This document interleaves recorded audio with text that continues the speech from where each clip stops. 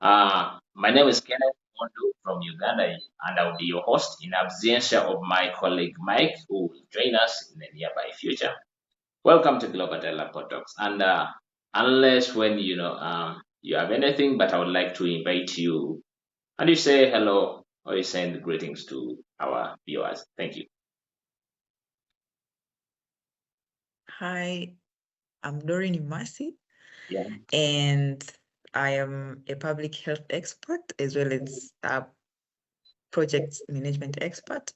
Yeah. So currently, I have been, I believe I come from Tanzania, and now I'm pursuing my master's in public health research, almost finalizing. And also, in my experience, I have been able to work in youth programs Yeah. where we empower youth with 21st century skills, where they can be able to learn the skills and be able to apply the skills towards their daily activities. For instance, we used to empower them so that they can be able now to know, for instance, for people who want to open business, they can be able now to use the social medias to Yeah. post their business or their initiatives, Yeah. as well as we are also able to empower this youth so that they can be able to get the digitized content Yeah. that will help them to learn to smooth their learning in classroom Yeah. through videos and pictures, as well as to also help teachers to deliver their sessions well to students. Yeah. So we believe in the current technology era, Yeah. this youth need a lot of technological skills and know how to apply from different angles of their interest, whether it's entrepreneurship, whether it's initiatives, yeah, and many more. Yeah, thank you so much Thank for you. that warm introduction. I mean, also for that warm greetings to our viewers who will be viewing this video later on. Maybe to proceed, our main focus tonight of this interview will be rotating around sustainable development goals. And I was reading your biography or your profile via LinkedIn, and I was really enticed. And I had to request actually, I had to request for an interview so that we extend the knowledge that we have to those people who may need to share with us also their knowledge in the nearby future. Just a brief background about Sustainable Development Goals. These are the goals that were launched in 2015, replacing the Millennium Development Goals. In your view, as a specialist, or in your view as a person with experience, um, the first question that I would like to pose to you, or that we would like to dive into deeper details, why do you think these sustainable development goals equally very important for development? For example, referring to your country, Tanzania. Okay.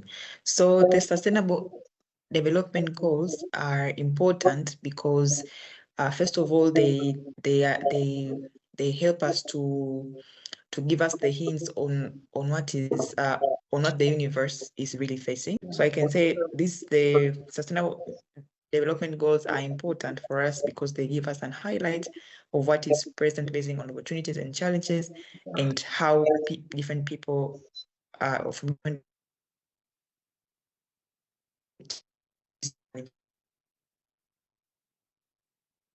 these challenges and opportunities sustainable. Yeah, I think that is the main thing. Like we're not just doing a thing just to phase out, but we're just doing thing to projects to make one step to another, but at the end of the day, we want sustainability yeah, towards the vulnerable community present or any situation that is present within the community or the country or globally. Yep. yeah. Thank you so much for that insight. I mean, it was really very, very insightful. I mean, presenting such ideas about the importance of sustainable development goal to a country like Tanzania. More to that, I would like to proceed, or would like to proceed with our next question that will give you time to dig even deeper into conversations that will yield positive change towards achievement of Agenda 2030. As an expert or as a specialist in areas regarding sustainable development goals, or as a person having experience of the 17 sustainable development goals, which one do you find more compelling and why? So I've came to realize that all goals are dependent on each other. Yeah. It's just that we have some slight difference, but most likely dependent. For instance, I can start with my career is now going to education to health. So I can start with zero hunger and good health and well-being. Yeah. We can see people advertising that we should practice agriculture in a in a in a nutritious manner, like Yeah. people do food fortification, but at the same time also at the same time, like these people can be they can practice a lot of expertise in agricultural crops, Yeah. but at the end of the day, they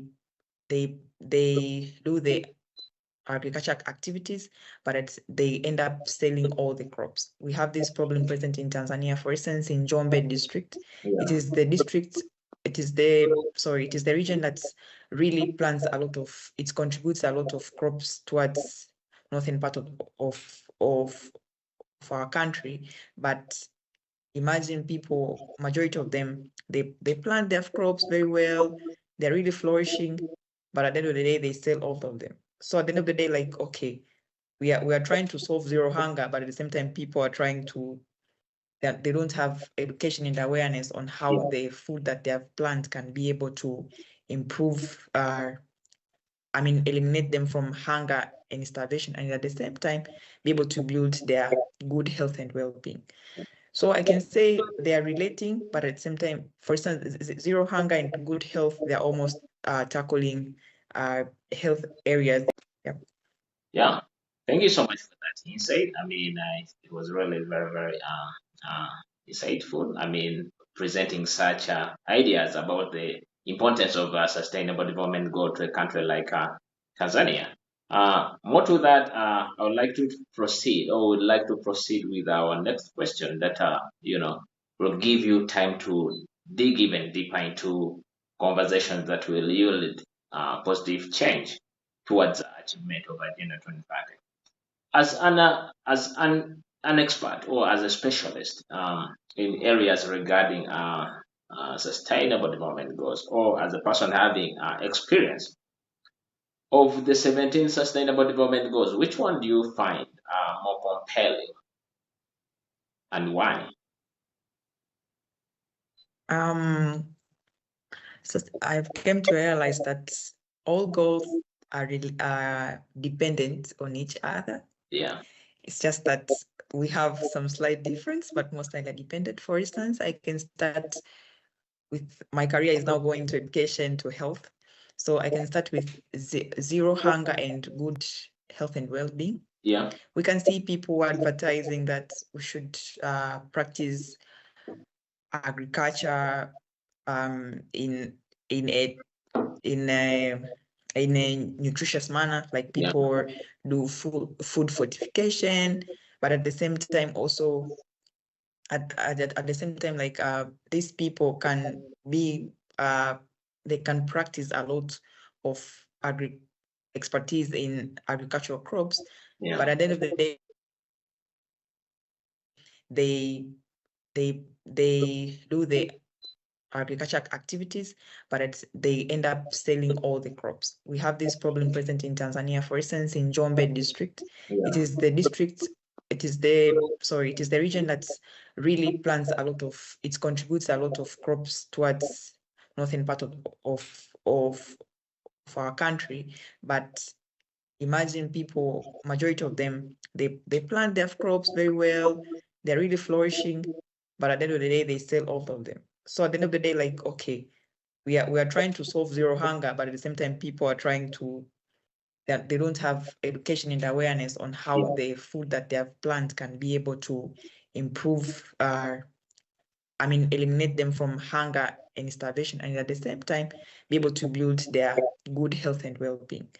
So I can say they are relating, but at the same time, for instance, zero hunger and good health, they're almost tackling health areas. It's just that the good health.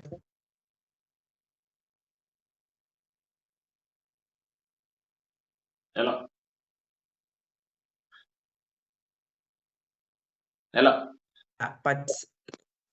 But coming to zero hunger is more of agriculture, food crops, and also consumption of the food crops. How is it prepared? Yeah.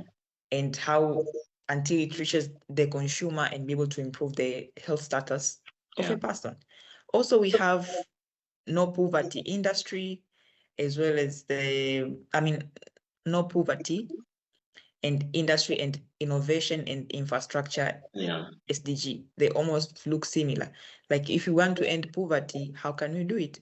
We need to find innovations because daily things are changing. So what can we do? We need to apply innovation for people to be able to create their own self-employment jobs so that they can be able to overcome poverty. So I've tried to link like two to four SDGs that I see that they are relating in a manner that but almost all they are dependent on each other. For instance, if you achieve good health, you'll be able to have good health and be able to gain energy to work to avoid poverty. So it's almost going in chain.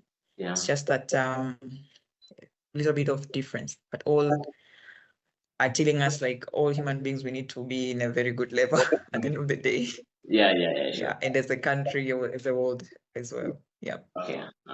Thank you so much for that. I believe at least we've learned that the goals are interlinked to each other, and I believe that you cannot just concentrate on one and also leave out the other one. At least as a whole, globally, we need to focus on such goals so that we achieve them as a whole. But maybe to go into a little bit more deeper about education. Do you think the sustainable development goal that handles education can be achieved in Tanzania by 2030?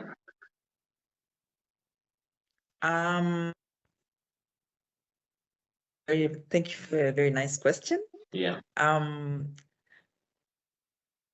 I can say, basing on the efforts that have been done by the government, Yeah. I can see there's a little bit of an improvement. Yeah. And this goes both parties, public and private sectors. True. For instance, we see that currently there have been development of the new curriculum. It's like they're now trying to strengthen the primary education system curriculum, such that it can be able to capacitate the students with entrepreneurship skills and leadership skills, because it is now known that youth grow fast, and in previous years it's quite different. So a person can get to know what do they really want to do even before reaching the secondary level of interest. So I can say yes.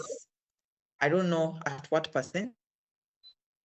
At least the government 60% it has achieved towards improving the education sector. We have a education free fee policy, like for primary public schools, where primary school children and also secondary school children from ordinary level can study free, like they don't pay school fee for them to acquire the education. But also we have, going deeper to we had a problem that this was really tackled. Like most of the students in rural areas, for instance, girls, could not really access education. And also at the same time, they face some challenges in acquiring it because of the social cultural issues. For instance, early marriages. So at least now the court has now rephrased the law that a girl is supposed to be married at least at the age of 18 years and above. It's considered that they are now adults, so they can make decisions for themselves. So if they want it, say yes. If they don't want it, say no. Though we emphasize the students at least to really have knowledge on something. A person can really rush because they feel it, but at the end of the day, we're remaining with facts that you have to improve in 1, 2, 3. So keeping integrating entrepreneurship skills within the curriculum, also with the efforts done by the private sectors where they come with content of entrepreneurship, leadership, is regarding health, helps to build these kids to overcome such challenges that are present within their community, whether it's poverty related to health, inequality, or accessing their education. Yeah. Thank you so much, Doreen, for that, insightful submission about education. Of course, we've come to know that you're doing your master's in, is it public health? Yes, public health research. In public health. We really appreciate that, and of course, we wish you good luck in that. Maybe also to ask you about health, because our topic for this interview is the role of government in achieving Agenda 2030. I mean, if we may happen to go into a little bit of the health sector, or if we happen to handle the goal that handles health, what are some of the tangible things that the government has put in place or has promoted to make sure that Tanzania achieves a sustainable goal that handles health? Yeah. Yeah, so for instance, in Tanzania, the government has done much improvement in the health sector. For instance, if I can start with the National Medical Institute of Research, NIMRI, whereby this is an institute that deal with research that are all being done in Tanzania. So whether you're a master's student, whether you're a PhD student, whether you are an NGO, whatever the case, you get to get the permit from them, and at the end of the day, you get to do your research and publish your findings towards a relevant journal of your study interest. But at the end of the day, at least now the government knows in doing research, and at the end of the day, in uploading the data, because at the end of the day, mostly we are facing is that there are a lot of things which are being done, but most of them are not published, are not going on air. So you can find like maybe TB data in Tanzania, where are they? So at the end of the day, improving these research institutions which are through the government institute such as NIMBRI will help to foster achieving the good health and well-being towards getting those data that at the end of the day, they will not help only Tanzania, but even neighboring countries or wherever a part of the countries can be able now to get those data and be able to learn from it. But then also at this end, also we have the government has tried to improve also in the strengthening the primary healthcare area. At first, most of the people used to go to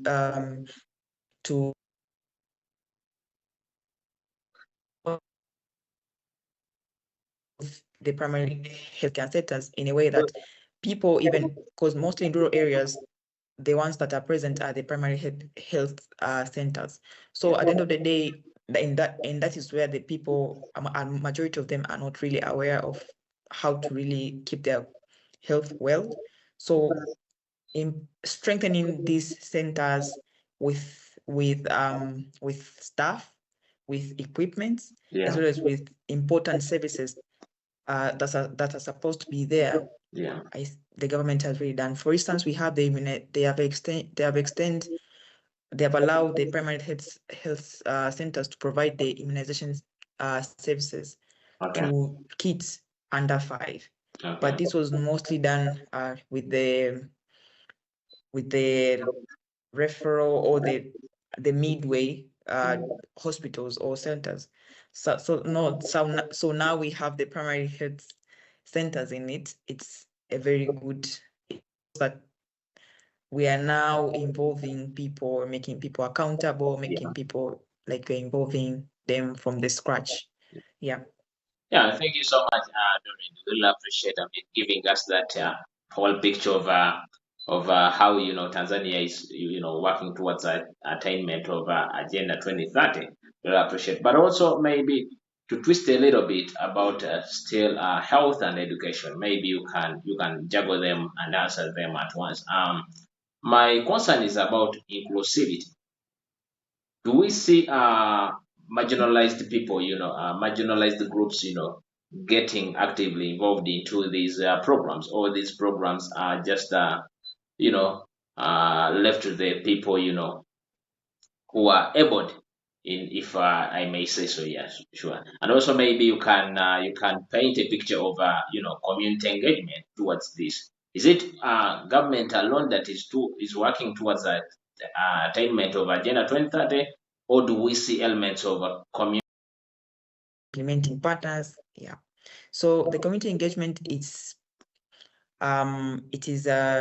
involves the government, but at the same time it involves the ones that they're collaborating with. For instance, if you have a project related to health, for instance, if you want to empower youth regarding sexual reproductive health Yeah, aspects, you yeah, need to involve the local government leaders, yeah, the district leaders, yeah, as well as the national institute that I mentioned before.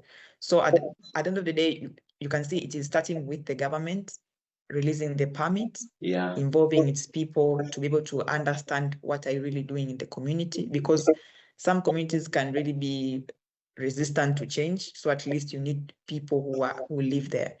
So involving the leaders, involving the community, village chairmen, the people that they live with around, makes them to be comfortable and able to smoothen the community engagement.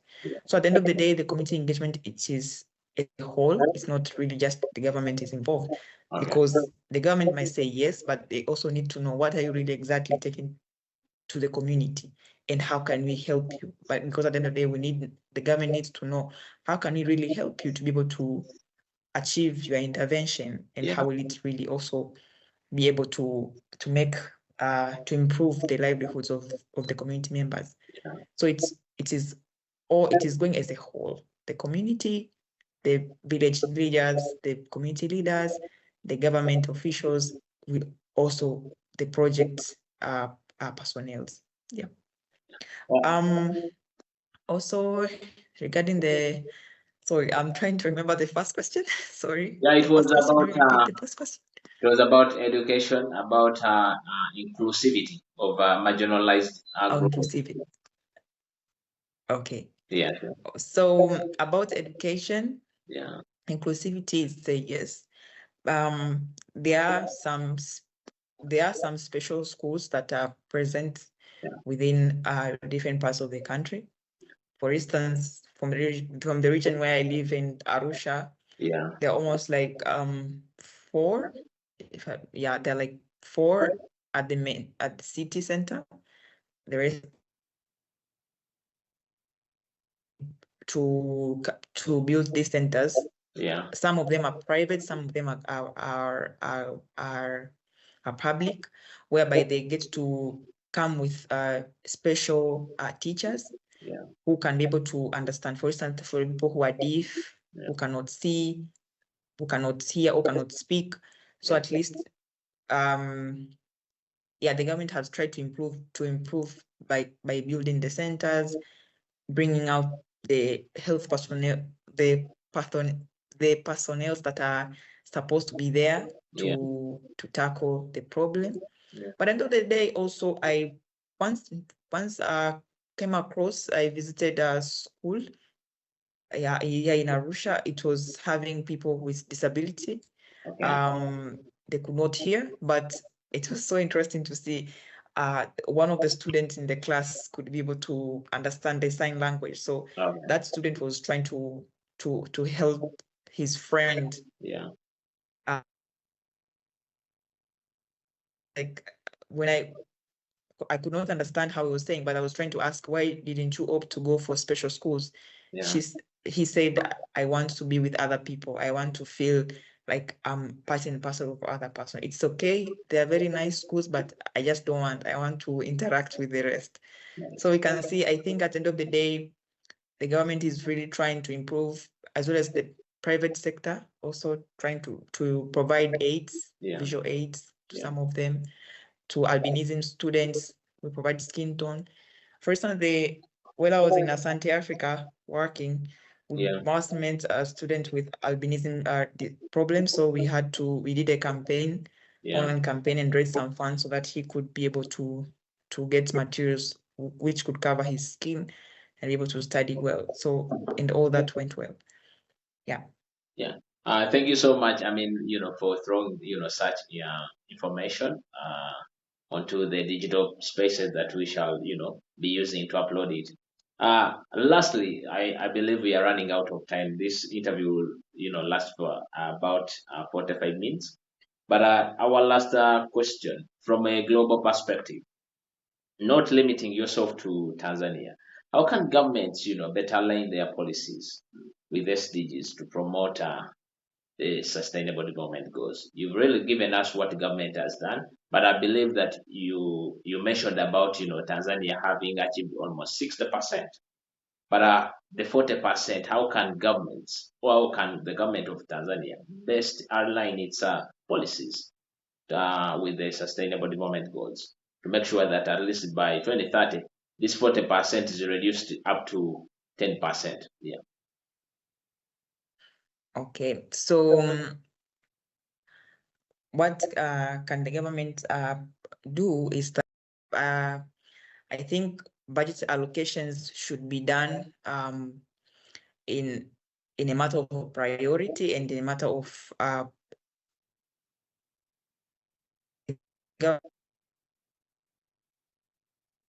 Parliament trying to prepare their fiscal budgets for the country, then they should also look at different angles. For instance, if it's health, if it's education, or where do we really obtain? For instance, in Tanzania, we have the mining activities that are really contributing a lot to our country, tourism activities. So maybe those sectors which are really generating income for our country can be able to the dealers can be able to outsource the budget allocations and be able to now allocate this money to areas that really need attention to it.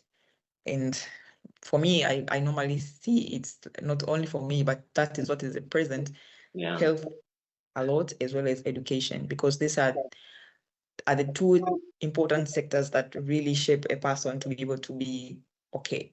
Because when they have education about something, they're able to acquire good health information. Most of all, to be able to communities that they really is a matter of their interest. Be able to gain income. Yeah. And also also the last is also president has been able to build partnership with many countries. Be able to see different angles of improvement is how we can see that she did partnership. For instance, we are able, Ministry of Health has been able to enter partnership with GAIN NGO, whereby they are trying to provide education to Njombe region for people who are undergoing stunting. So building also partnership where she promoted tourism. We're getting a lot of tourists in the country. We can see people can think it's just tourism, but it's going beyond tourism. You get to meet people with different expertise in health, in education, in business.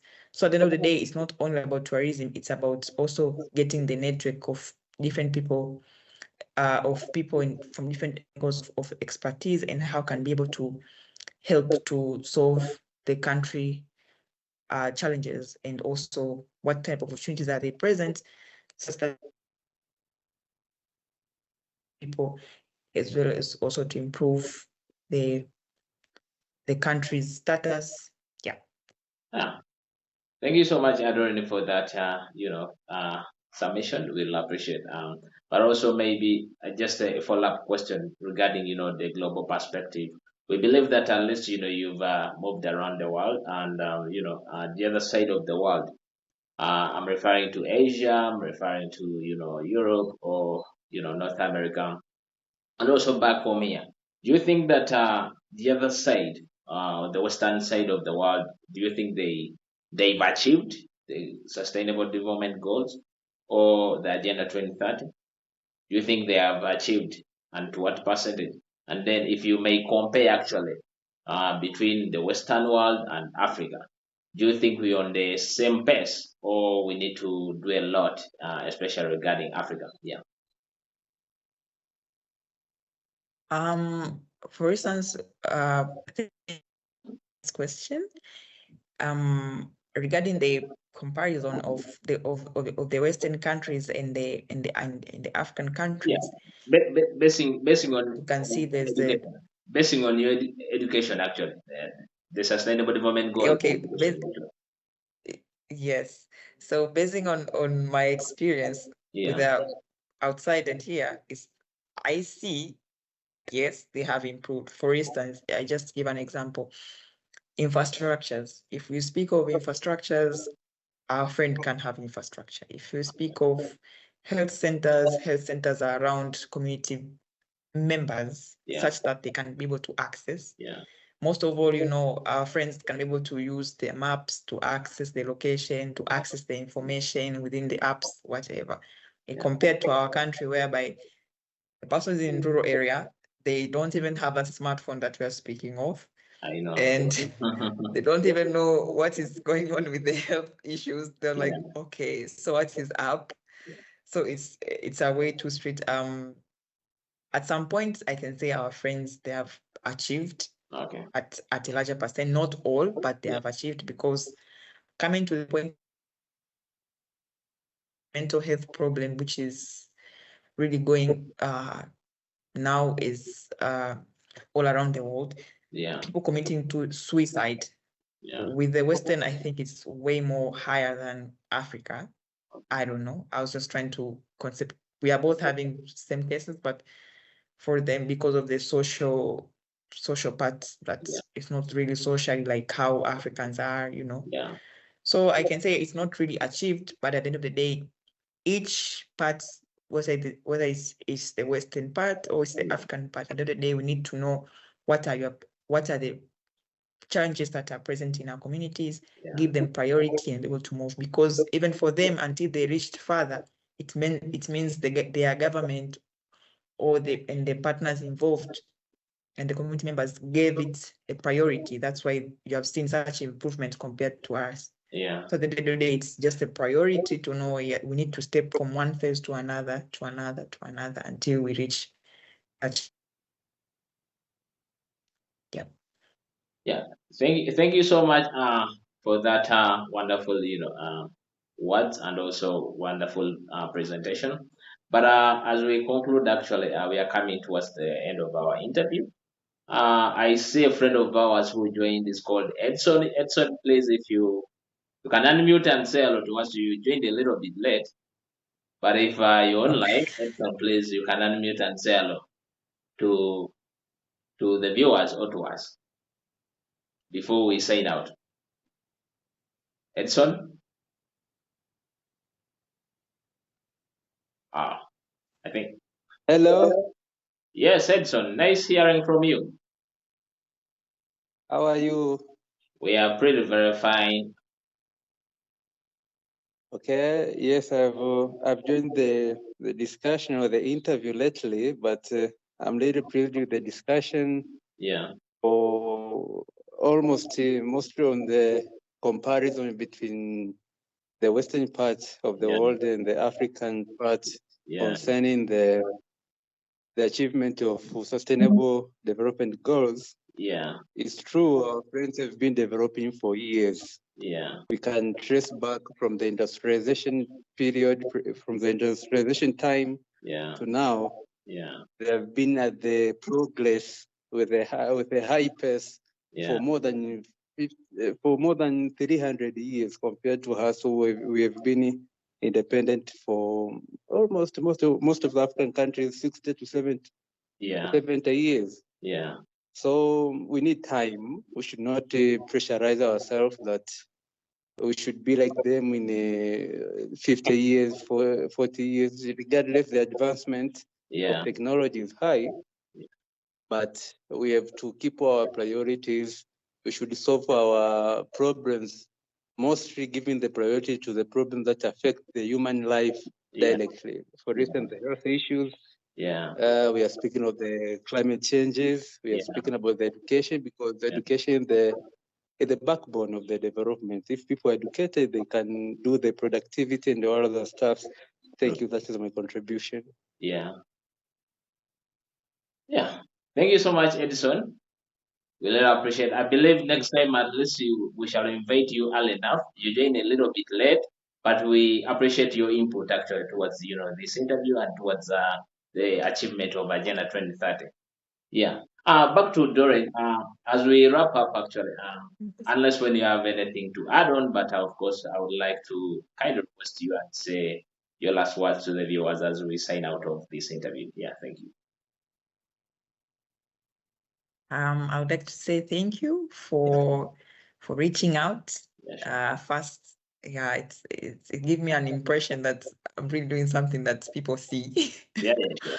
So thank you for reaching out through my LinkedIn page. Yeah, And since the initiative is focusing on getting to the global table talks, it's focusing on knowing to receive information from different angles of expertise. yeah, So I would encourage that people when they're reached out, they should respond. yeah, And I hope maybe next time you prepare big webinars.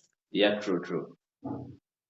Yeah, like more than one person, like you have a theme and people join in, like 5, I don't know, 4 to 6 Absolutely. speakers. Yeah, And yeah, it can go, I think, beyond and beyond, basing on how you see the necessity of it, how best can it applied, and most of all with the use of technology. yeah, I think it's a very good approach. So thank you very much. And yeah, I wish you the very best. yeah. Thank you so much once again, Doreen, for sacrificing your wonderful time and fixing us into your busy schedule. I mean, I believe that the information you've shared with us here, it will be more helpful to the viewers and also to some of us who are on the call.